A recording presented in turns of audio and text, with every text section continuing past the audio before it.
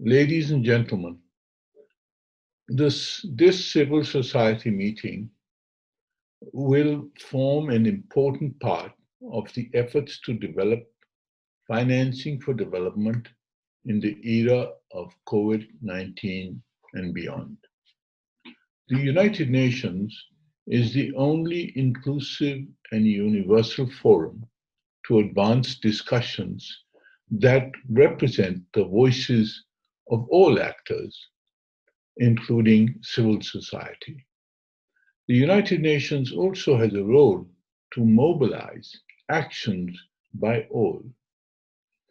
In my remarks as ECOSOC president at the September high-level event, I underscored the need for urgent, concrete measures by all stakeholders to address the current challenges facing developing countries.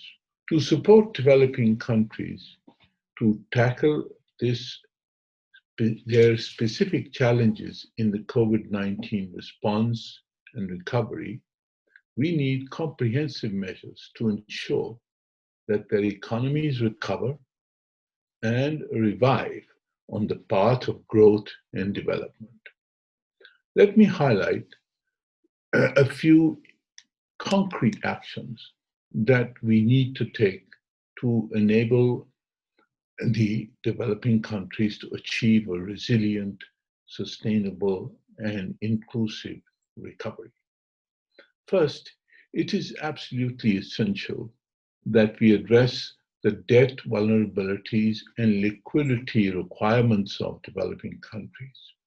Prime Minister Imran Khan of Pakistan called for a global debt initiative back in April. Secondly, investment flows, including those from stimulus packages, should prioritize investment in sectors aligned with the SDGs, such as sustainable infrastructure, investment in renewable energy, water and sanitation, transportation, information and communications technologies, health and education.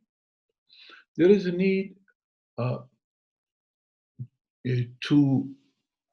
for an integrated facility under the United Nations umbrella, which can harmonize investment policies and help developing countries in preparation of projects and feasibility studies, and in accessing financing from both the public and the private sector. Thirdly, fiscal policies are a crucial component of COVID-19 response and recovery. The pandemic is an opportunity to put in place an equitable international tax regime to enable developing countries to generate adequate domestic revenues to finance the SDGs. Fourth, to allow illicit flows to continue from developing countries at this time is nothing short of criminal. The FACTI panel interim report highlights that lack of financial integrity is a global problem, which requires global and inclusive solutions. I invite civil society to support the work of the FACTI panel. The COVID-19 pandemic should be the impetus to accelerate implementation of long overdue measures to set the world on a more sustainable and equitable development path, and to make the global economy more resilient to future shocks. The voices of civil society, your voices, will play a vital role, not only by contributing your expertise, but also by amplifying the call for a sustainable, resilient, and inclusive recovery from COVID-19.